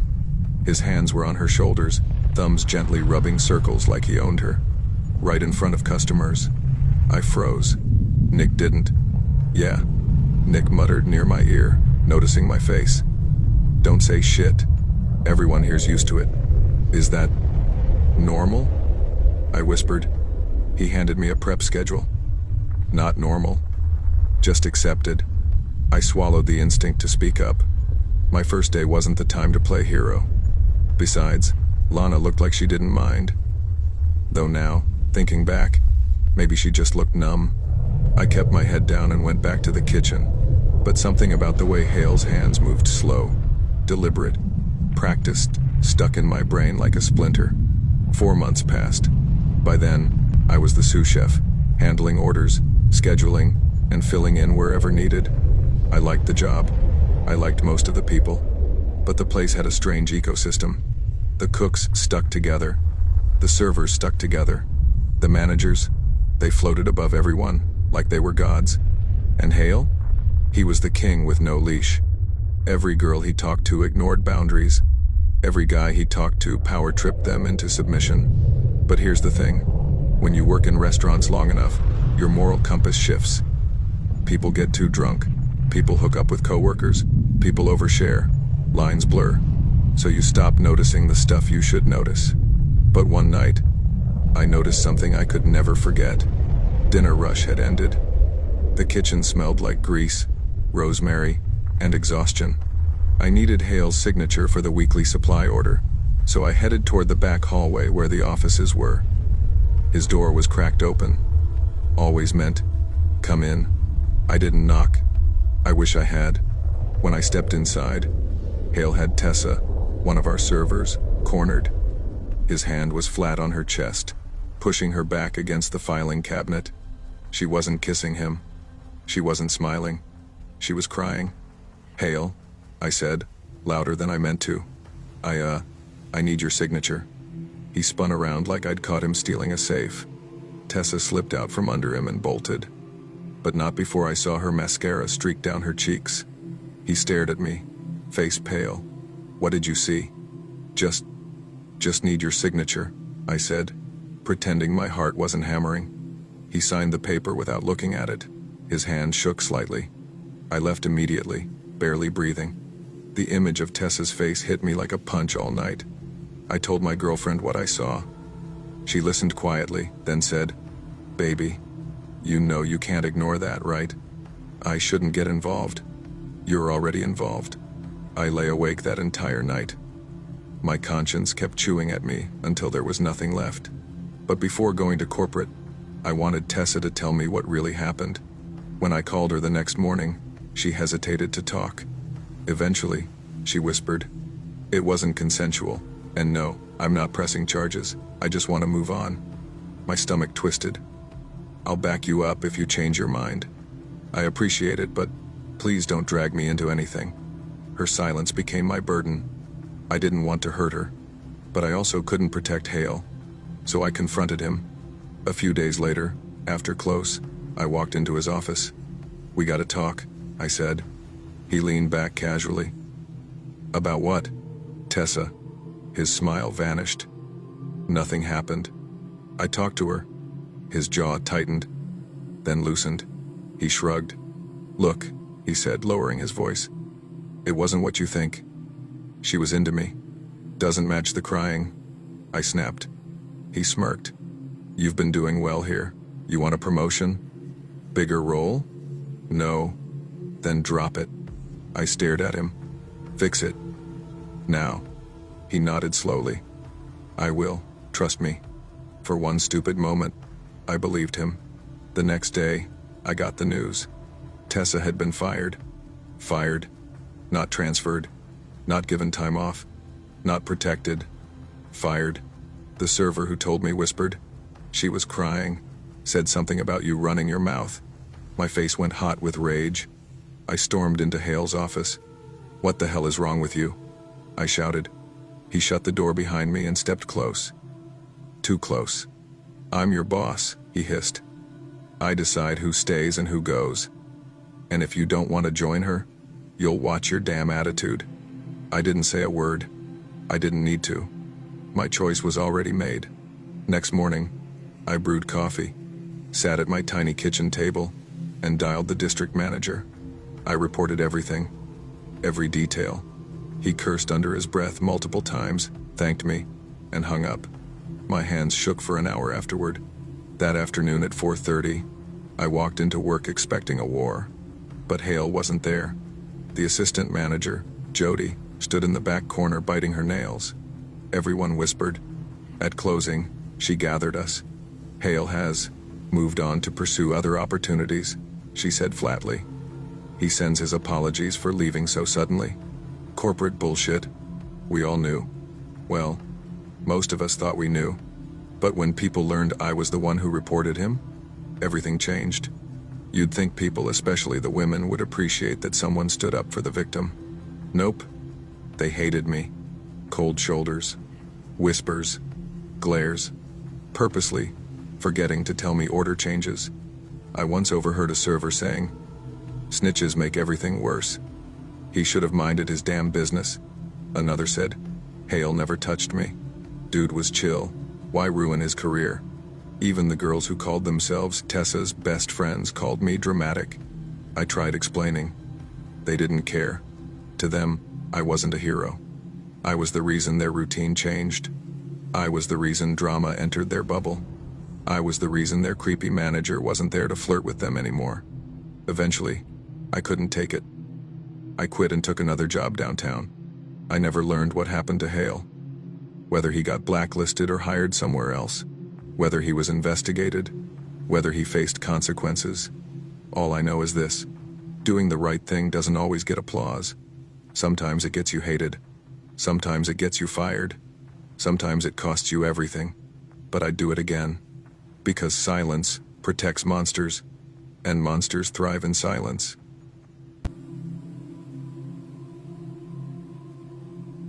I never thought kindness could turn into something that would haunt me for the rest of my life. I grew up in a tiny mountain town called Pine Hollow, tucked in the deep bends of West Virginia. Our town isn't exactly on the map, just a gas station, a volunteer fire hall, 2 churches standing across from each other like rivals, and one dusty little convenience store where I worked for a few months. The kind of place where folks wave from their porches, gossip spreads faster than weather updates, and everyone thinks they know everyone else's business. Back then, in late 2022, I was 21, working the evening shift at Hollow Mart, a small general store sitting right off Route 14. It wasn't anything fancy. Flickering lights, crooked aisles, and that old musty smell that refuses to leave no matter how much bleach you dump on the floors. The pay was crap, but I needed the money. And honestly, I liked the quiet. That's where I met her. The woman I'll never forget. For privacy, I'll call her Lainey. At first, she came across as harmless, sweet even. Always soft-spoken, always smiling in that shy way like she was trying hard to fit in. But something about her felt off. Not scary, not crazy. Just off. Like she wasn't used to people, or she was carrying something heavy she never let slip. She joined the store during the winter rush, right around the time Christmas music started playing nonstop. When our manager introduced her, she had her hands tucked into her sleeves and eyes fixed on the floor. "Hey," I said to her that first day, giving a small wave. I know," she cut in softly. "You're the one who works evenings. People told me you're nice." That made me laugh nervously. "Well, I try." She nodded and gave a faint smile. "I'm glad." But the thing I remember most was the way her eyes lingered on me a moment longer than normal. Not in a creepy way, but like she was studying whether or not she could trust me. Most nights, Lainey and I ended up taking breaks together. I'd step outside to vape because the store didn't allow it indoors. A rule people broke constantly, but I wasn't trying to lose my job. She'd follow me a few minutes later, rubbing her arms like she was always cold. "Cold again?" I teased once. She shrugged. "Cold's not so bad. It keeps me awake." We'd talk about stupid stuff at first. Weather, our co-workers, how dead the store was after 7 p.m. But slowly, things got personal. "I moved back here after a long time," she told me one night, blowing on her hands. "My husband wanted to come back." "Wanted?" I asked. She hesitated.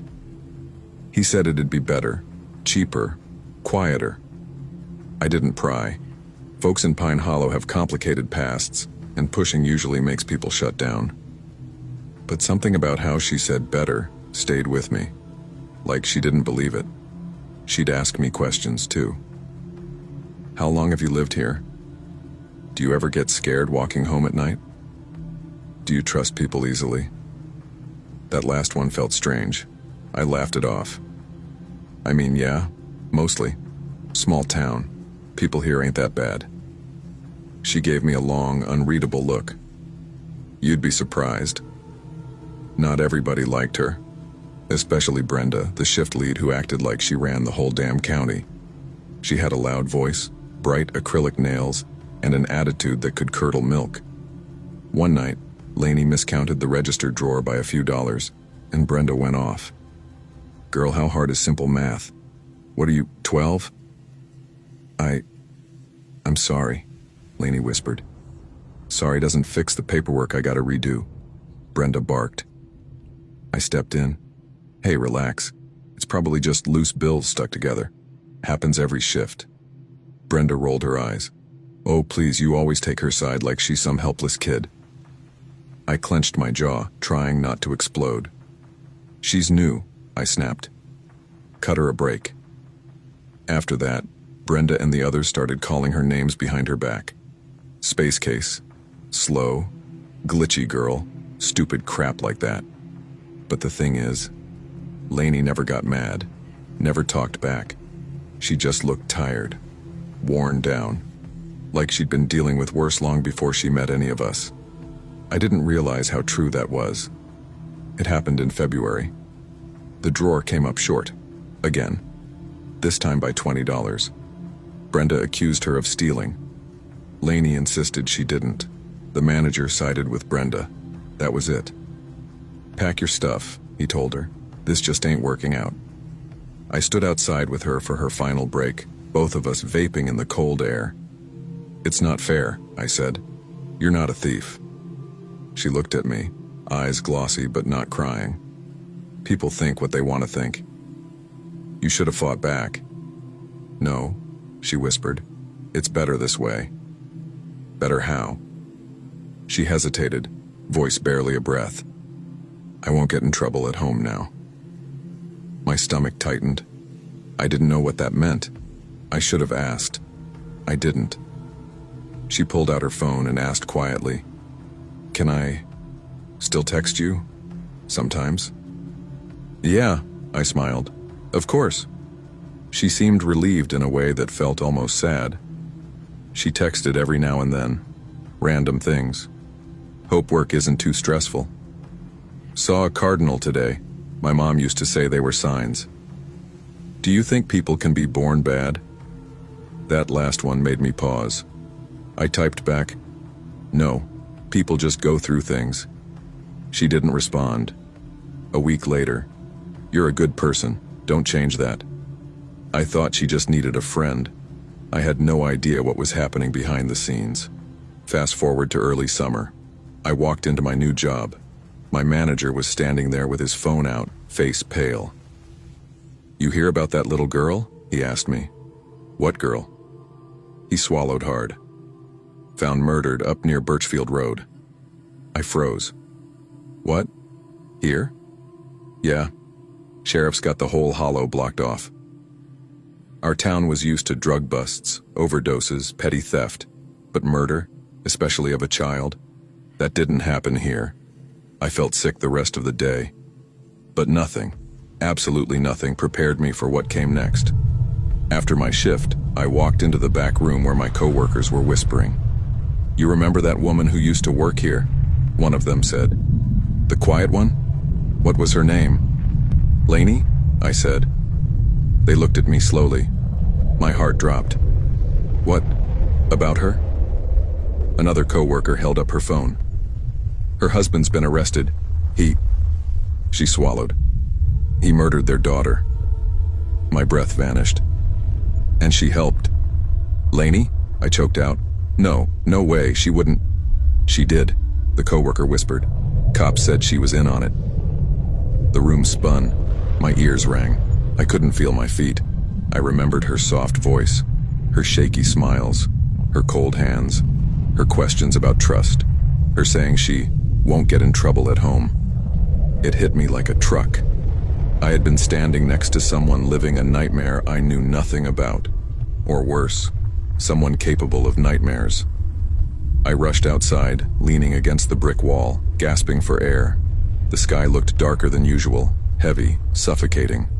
My phone buzzed. A text from Lainey, sent days earlier before the news broke. "Thank you for being the only person who ever treated me kindly. I'm sorry." My blood went cold. Sorry for what? For lying? For hiding what she was living with? For what she allowed to happen? Or worse, sorry because she knew what was coming. 2 days later, reporters swarmed Pine Hollow. Everyone talked, whispered, speculated. But the most horrifying detail didn't come from the news. It came from my mother. She sat beside me on the couch that night, voice trembling. "Sweetheart, I heard something from your aunt. Said the police spoke with neighbors who overheard things. That poor girl. She was hurt before she died." I covered my mouth, shaking. "And the mother?" my mom whispered. "She didn't fight it. She didn't stop it." I buried my face in my hands. The woman I'd stood up for, vaped with, defended, listened to, comforted. She'd stood there. She'd let it happen. Maybe even helped. I didn't sleep that night, or the night after. Every time I closed my eyes, I saw her expression that last day at work. That hollow look in her eyes. That whisper, "It's better this way." Better for who? I realized something that made my stomach twist. Maybe she wasn't scared of losing her job. Maybe she was scared of going home. And maybe she had been broken long before anyone met her. But that didn't excuse it. Nothing could. I walked past Hollow Mart months later. The store looked the same.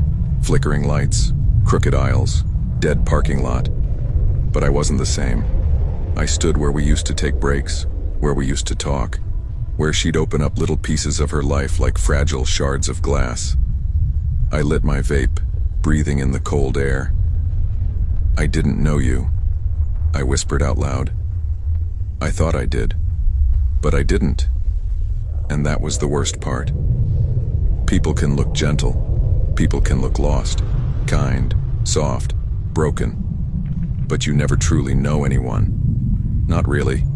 Not ever. And some shadows hide behind the sweetest faces.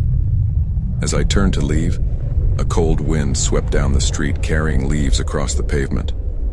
For a second, I thought I heard her voice. "Do you trust people easily?" I shivered. Not anymore. Not after her. Not after Pine Hollow. Not after the girl who suffered because nobody truly saw what was happening behind closed doors.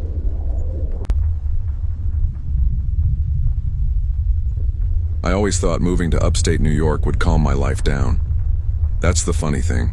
You don't really understand how wrong you are until the moment it's too late to turn around. I was 28 when I took the general manager job at Ravenwood Lodge, a rustic resort tucked into the foothills of the Catskill Mountains. The kind of place where the air smelled like pine and wood smoke, where the nearest gas station was 15 miles down a winding 2-lane road with no streetlights, and where the staff lived in a cluster of weather-beaten cabins behind the lodge. If I'm being honest, I took the job because I wanted peace. After years of city noise, renting tiny apartments, and surviving on takeout, the idea of waking up to birds and fog rolling off the lake sounded like therapy. I didn't mind the isolation. I didn't mind the responsibility. I didn't even mind that every manager had to live on site. I actually preferred it. But I didn't know then that isolation wasn't peaceful. It was dangerous, especially when you lived on site with someone like him. When I first met Harold Stokes, I was 25 and he was, well, much older. Older enough that he carried himself with the slow, heavy confidence of a man who'd long since stopped worrying what people thought of him. He stood out immediately. 6'2", broad shoulders, thick forearms, deep-set eyes that always looked like he was squinting at something far away.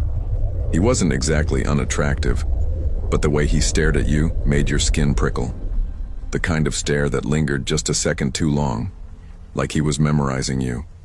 He worked maintenance back then, fixing heaters, repairing busted doors, hauling firewood. Not a bad guy on paper, just off. Everyone said he was harmless. Everyone said he just had an odd sense of humor. Funny how people confuse odd with dangerous. The year I met him, he was still married. His wife, Elaine, would visit sometimes, a quiet woman with dark circles under her eyes. She barely spoke to anyone. She always looked exhausted, like someone carrying a secret that was slowly eating her alive. Then one spring, she packed her things, returned to Pennsylvania, and never came back. Harold told everyone it was mutual. But the look in his eyes when he said it, an odd, irritated flicker, made me wonder. Even then, he stared at me too much. Even then, there was something in his voice when he said my name. Even then, I should have known. But I didn't. By the time I was promoted to general manager, Harold had somehow found his way into management too. Assistant general manager.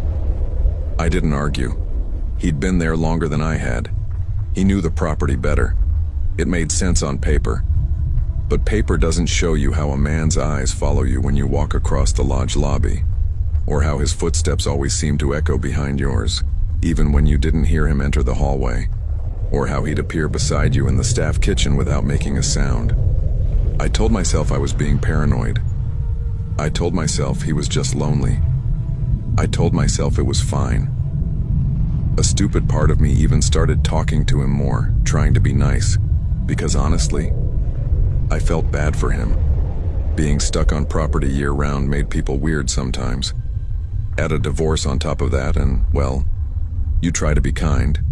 But kindness is a dangerous currency, especially when someone thinks they're entitled to it.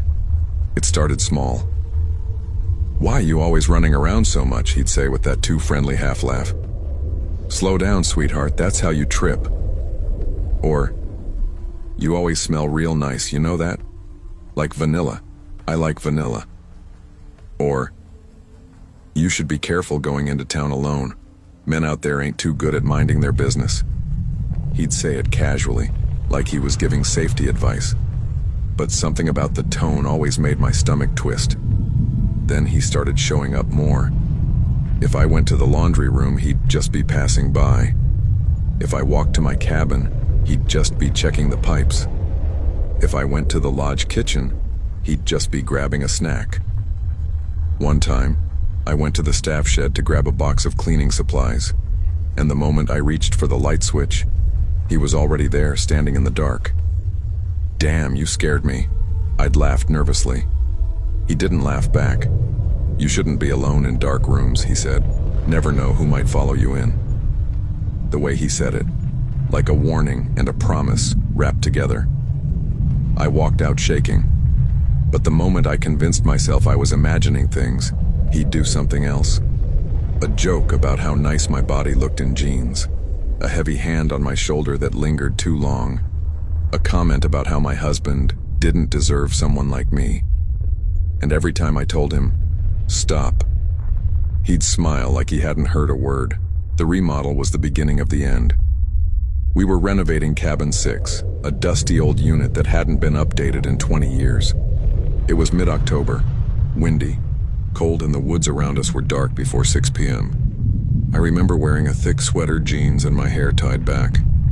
I remember thinking the place smelled like old wood and mold. I remember wishing someone else had been scheduled with me, but it was just me and Harold. We were supposed to be measuring the new kitchen counters, but I'd walked into the bedroom to check the carpet. The moment I stepped in, I felt him behind me. Not heard. Felt. The air shifted, the hair on my neck lifted, and before I could turn, his arms wrapped around my waist.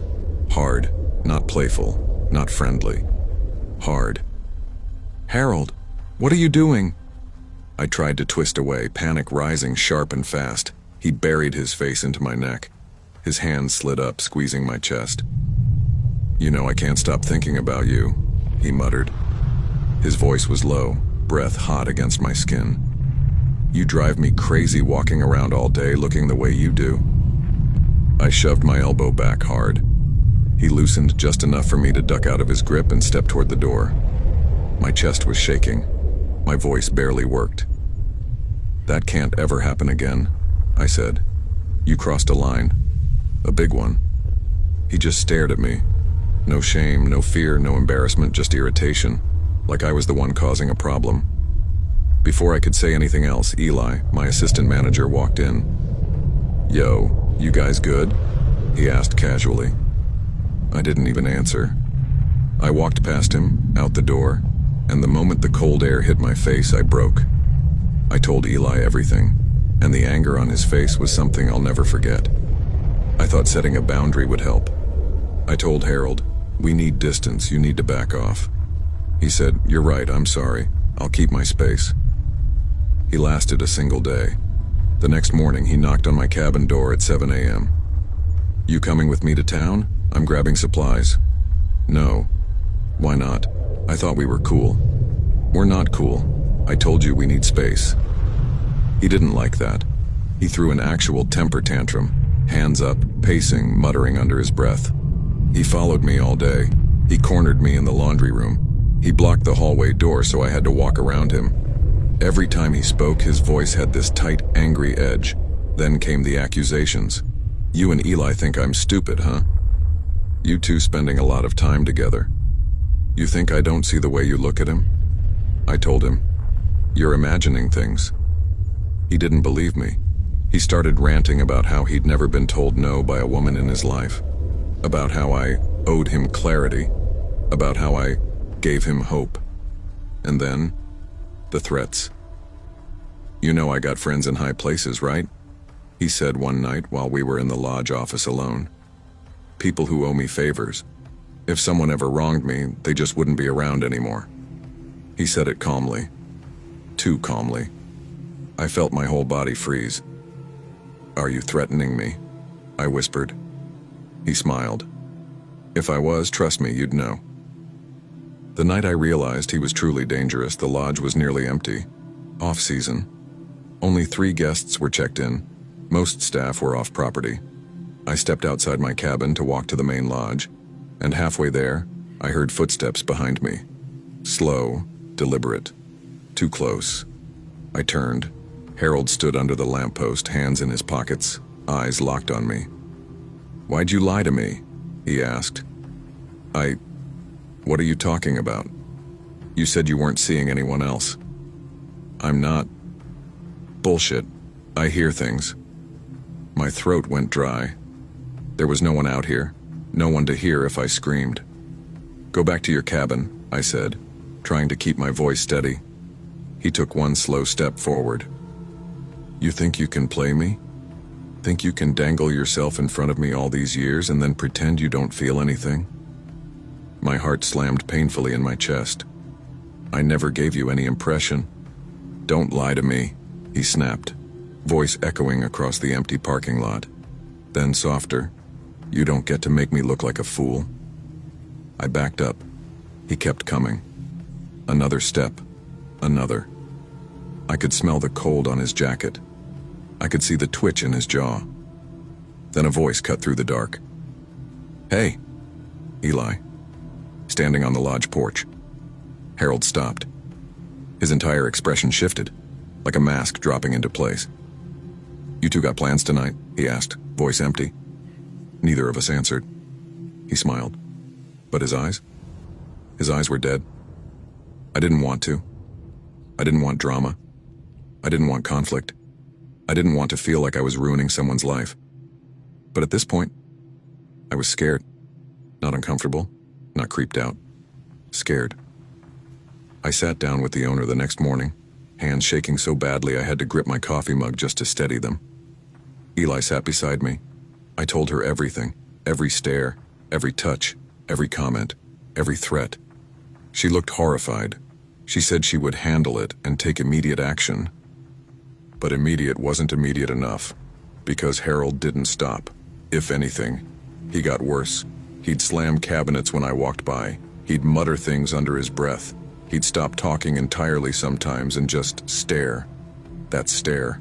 God, that stare could hollow you out. I don't know what the owner is planning. I don't know what steps are being taken. I don't know how much longer this will drag out. But I do know this. I lock my cabin door every night. I keep my phone charged. I don't walk anywhere alone after dark. And I sleep with a heavy flashlight next to my bed, just in case. Because I'm not entirely convinced that he hasn't hurt a woman before. And I'm terrified that I might be next. I never thought my life would take me back to night shift work, especially not in a small town on the outskirts of Yakima, Washington. But life has a funny way of pushing you into corners you never planned for. Before everything flipped upside down, I was just trying to get back on my feet after a long stretch of unemployment. The pandemic knocked me flat. The diner I'd worked at for 6 years closed permanently, and for nearly 2 years, I scraped by doing odd jobs, delivering groceries, cleaning rentals, anything that paid enough to cover rent and keep the lights on. I kept telling myself things would get better, but the job market felt dead. Every time I sent out an application, it felt like throwing a paper airplane into a tornado. By February of last year, my savings were nearly gone. I was living off caffeine, anxiety, and whatever dinners I could throw together from dollar store ingredients. So when I got a call from Sparrow Mart Gas and Goods, a tiny 24-hour convenience store on the south end of town, I didn't care what they offered. I needed work. I just didn't know how much that job would change me. The manager, Howard Gates, was a graying guy in his mid-50s with a soft voice and a coffee addiction that would have concerned any doctor. During my interview, he hardly spoke about the job. Instead, he asked how I liked Washington, where I grew up, what music I listened to. "I'm a simple dude," he said with a chuckle. "As long as you're honest, on time, and you don't steal the Red Bulls, you'll be fine." It was the least formal interview I'd ever had. Then he said the part I wasn't ready for. "The shift is overnights, kiddo. Midnight to 8. I must have made a face because he laughed again.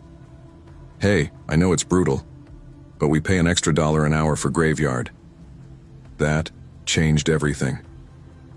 I was desperate, and night pay was night pay. "When can I start?" I asked. He clapped my shoulder. "Tonight if you want." And so began my new life. For the first 4 weeks, Howard trained me. It was slow, brainless work most nights, but somehow not miserable because Howard was a storyteller. The man could talk for hours about old truckers, weird customers, how cops used to stop by for free coffee before the department cracked down. "Graveyard ain't for everyone," he told me one night. "Lonely hours, weird folks. But I'll tell you a secret. Most of the time it's peaceful, quiet, gives you time to think." I believed him. The store was oddly comforting. Bright lights, humming refrigerators, the distant sound of semis along the highway. Officers from the sheriff's department dropped by almost every hour, just to warm up or kill time. It made me feel safe. But Howard had warned me. "You'll meet characters." I thought he meant drunks. addicts, lonely night wanderers. I didn't realize he meant co-workers. After my first month, Howard told me he would be returning to day shift. "I need sleep like normal people again," he said with a tired smile. "You'll be getting a new partner. He starts Monday." I nodded, but inside I was nervous. Working with someone 8 hours every night mattered. You could end up stuck with someone wonderful, or someone who made every second drag like an anchor around your ankle. Monday came, and when I walked in, I knew immediately this wasn't going to be easy.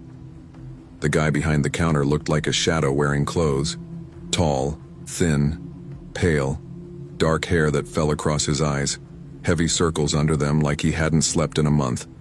He looked up slowly as I approached. Hey," I said. He cut me off by letting out the longest, most dramatic yawn I'd ever seen right in my face. When he finally extended his hand, it felt mechanical. "Name's Rowan," he muttered. "First night." His voice was flat, like he was bored or pissed or both. "Well, welcome," I said, forcing a smile. He didn't return it. Right then I knew it was going to be rough. From the start, Rowan made it clear he hated being there. He dragged his feet, moved slowly, acted annoyed when I asked him to help with basic tasks. The first night I said, "You want to restock drinks or sweep up?" He shrugged. "Whatever, doesn't matter." We ended up standing there saying nothing for way too long until frustration made me sigh. "Fine. I'll go do the outside stuff."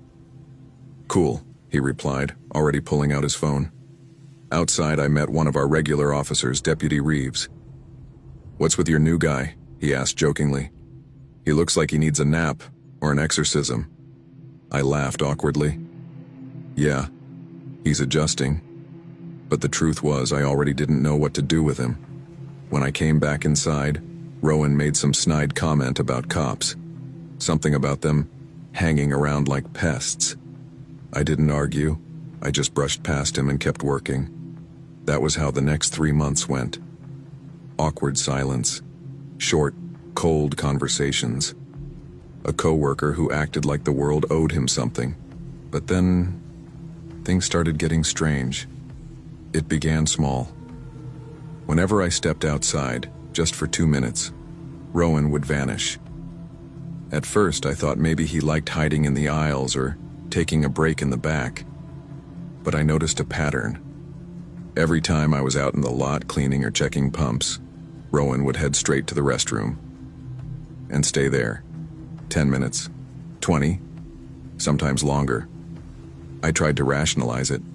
Maybe he had IBS, maybe anxiety, maybe he just needed privacy. But it kept happening. One night after I returned from measuring the fuel tanks, Rowan was gone again.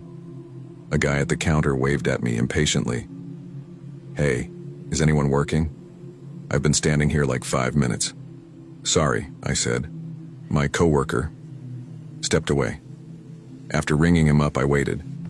10 minutes, 15, 20. Finally, I walked to the restroom and knocked lightly.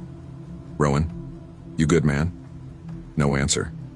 I frowned, knocked again, harder. "Hey, you all right?" Silence. A cold feeling crept through my chest. Something wasn't right. I didn't want to kick the door in. I hesitated, but my gut kept screaming that something was wrong. So I stepped back, lifted my boot, and slammed it against the cheap door. It flew open. My stomach dropped. Rowan was slumped forward on the toilet, head hanging, arms limp at his sides. His skin was pale, almost blue. A thin foam clung to the corner of his lips. "Oh my God, Rowan?" I stepped closer, voice shaking. I touched his wrist, cold, ice cold. For a moment, everything inside me shut off. No sound, no breath, just the reality sinking in like cement. When I finally stumbled backward, I stepped on something. A syringe. The world blurred. I don't remember calling 911, but I must have, because within minutes the store filled with flashing lights and voices asking me questions I barely heard. Howard rushed in soon after. "What happened?" he gasped. I swallowed hard. He was in the bathroom. I found him like that. I didn't tell him about Rowan's months of disappearing into that room.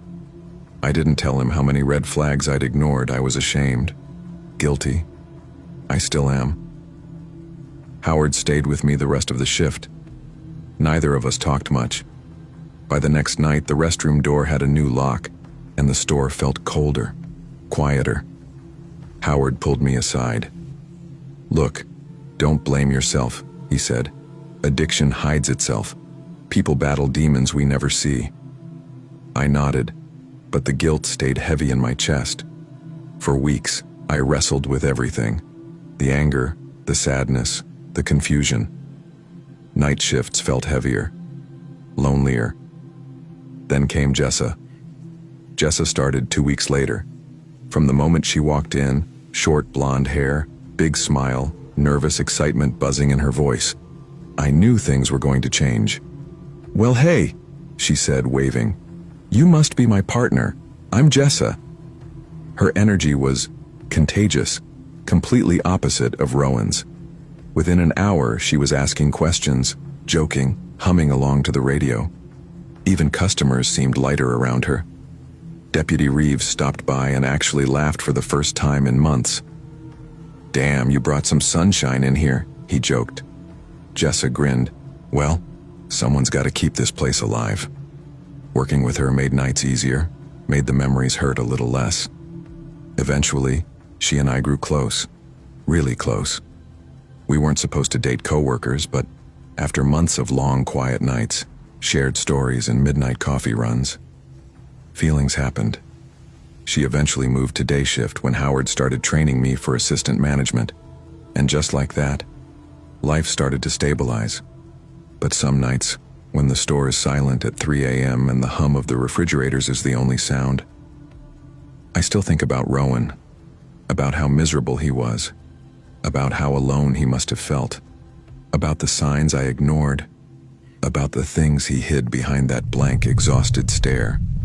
Sometimes guilt still curls in my chest, but I've learned something.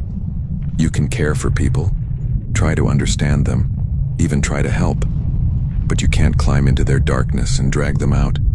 They have to reach for the light on their own. Wherever Rowan ended up, I hope it's somewhere softer than the life he had here. I really do.